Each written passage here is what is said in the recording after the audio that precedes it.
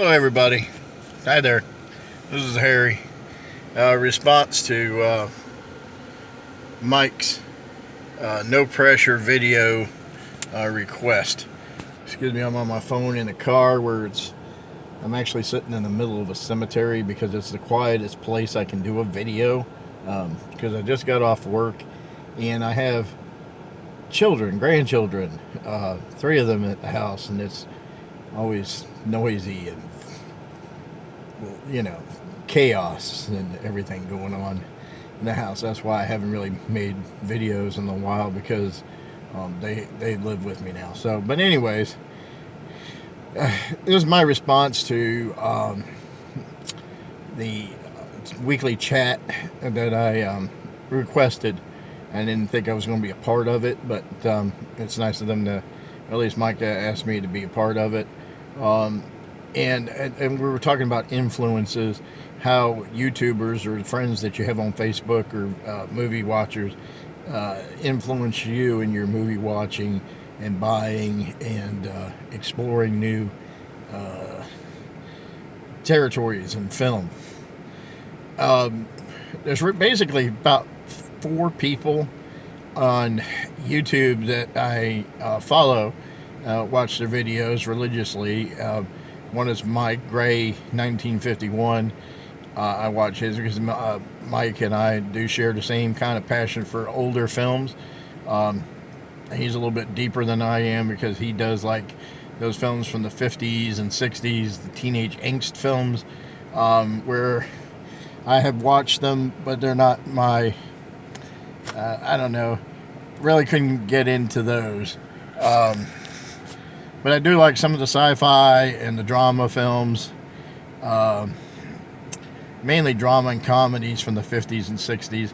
But my main time period that I really love is the silent film era in the 1930s. Every time I watch a film from the 1930s, and you see the same cast of characters in the same movie, well, not cast of characters, but the same cast type people like Edward Everett Horton and Eddie Bishop. I think it's Eddie Bishop. But anyways, those type of people that you constantly see in those films, you become familiar with. I mean, you know what to expect in those type of films. But Mike had posted on, I want to say, YouTube and Facebook. He is a Louise Brooks fan, as well as Betty Davis and Joan Crawford fan. But Louise Brooks, who is famous silent star from the silent period, and did a few talkies, and she did a movie called Beggars for Life that I had never seen. I've seen Pandora's Box and I can't think of the other one that I watched. But I've watched 2 or 3 of her films, and I didn't know about this one, and it actually had Wallace Beery in it. And Wallace Beery was a big time actor back in the day, in the late 20s and 30s, and it interested me into making a purchase. Now, he had 2 different videos or DVDs that he had owned. The Kino, and I looked up and I seen that Kino had an edition, and I went ahead and purchased that just because of Wallace Beery and Louise Brooks, but on Mike's recommendation. So that's how he influences me to watch films. If I cannot purchase it, I'll try to find it on YouTube, or I'll try to find it somewhere streaming on Amazon, such like that. Ian Mountford, he also shares similar interests, silent films. He influences me as well with some of the films that he posts and some of the marathons.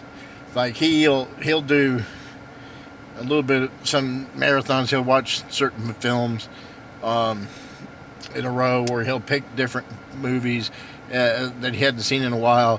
And I was like, well, that film interests me, and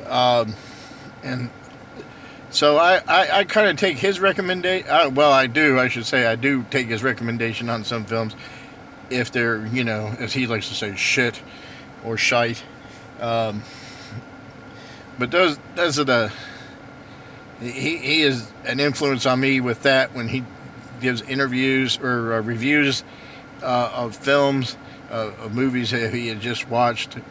We actually, I posted I had just bought the Blu-ray for Lost Horizon, a film I had never seen with Ronald Coleman, and to put it on Mike's because see if Mike had ever watched it, and Ian popped up with a picture too of his. I believe it's Master of Cinema's release of Lost Horizon. So we that's how we, I guess we kind of influence each other that way. James Higgins, I like watching his Criterion Corner. He's given me ideas on films that I should buy on Criterion. I don't buy a lot. I only really buy films that I know on Criterion. Look at my finger. Buy on Criterion. Or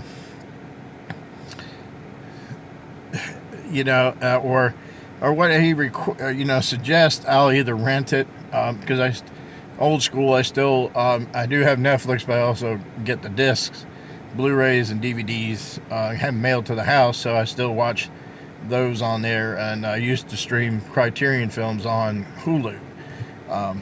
When I was doing the 1001 films that you need to see before you die quest, which I'm still living and still hadn't finished it. Now I'm on the Cary Grant marathon, watching all his films from his very first film up to his last film in chronological order. And I'm up to 1933, and it's still in the Paramount days. But anyways, I digress. And then, so James, he helps me with, when I watch his videos, what films would be good to watch. And I have a list of films like Seconds, Badlands, those are from Criterion, that he has that I have on a list of films that I need to watch because of his recommendations. I watched a movie called White Dog that he did a review for, that I had rented and watched it. And so that's how he influences me in watching movies. And the other one is Luke Razorwire reviews. I watch him. He collects a lot of movies. He reviews a lot of movies. He's into a lot of one of his movies that I watched a review for, which was The Seven Samurai. I always wanted to watch it, and I was quitting it off because I didn't think I would like a Japanese film. On his recommendation from watching it, I went ahead and watched it and enjoyed it quite much. And try not to compare it to the Magnificent Seven, because I've seen that a few times. So, anyways, those are the guys that influence me on YouTube, watching films or buying films. My collection has grown. The other thing, James, was the Cabinet of Dr. Caligari, which I've seen before on TV, and his review of that, the Blu-ray, made me go out and buy that. Chaplin, the Chaplin collection, he did a little Chaplin video for me I requested, and he did that, and I went and bought, I've already had the one from Keystone, but I didn't have the other one from, oh my goodness, can't remember the name of it. But anyways, he influenced me to buy that by watching his videos.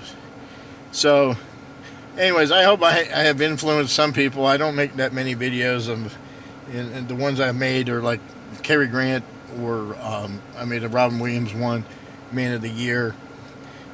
So I hope that kind of answers Mike's pressure question. That I made this video. Thank you for watching, and y'all have a good day. Take care.